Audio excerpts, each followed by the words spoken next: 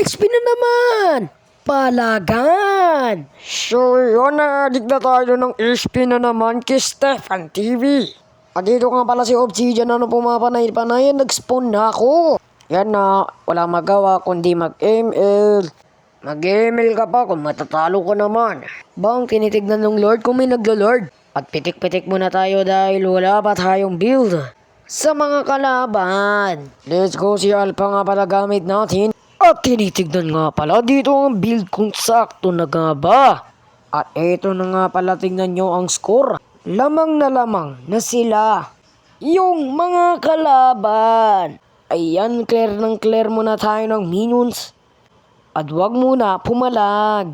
Sa puntong na yan naglalag ako. Kitang kita nyo naman na kahit di ko ginagalaw ay gumagalaw mag-isa.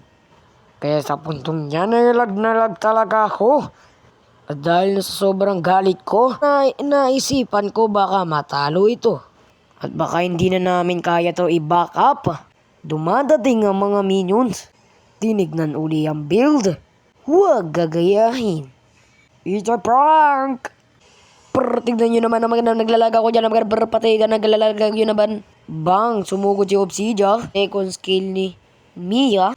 At nakatakas pa. At habang ako ay konti na lang ang buhay, 50 na lang ang buhay. Kaya pumunta ako doon sa base para mag-heal. So mapapansin pa na nga natin, nag-spawn na yung Lord. Hindi nga pala natin nag-spawn yung Lord. Hindi na natin napansin. Naglo-Lord na pala sila. At yung buti, napatay natin yung Lord. At maglakad tayo. Kahit konti ang buhay, ay kaya pa yan.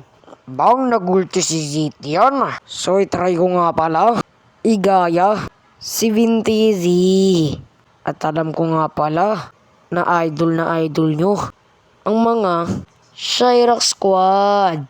So ito mga idol, VinteZ nga pala. Okay na yun mga idol. Dahil konti nga pala alam ko kay VinteZ. Ay nga pala pumalag na si Artamos. Inultian ni Badang. Kunti lang ang damage ni Badang. At nagsasabayan na at naglalag ako. Inultian ko na din. Sinabayan. Patay. Agay, recall. Diba magic? Pre, yung minions. Claire. Tulong pre. Linis. At sakit ng nana pre. Tulong. Pre, yung minions. Tulong. Pre, yung minions. Tignan mo naman yung base pre.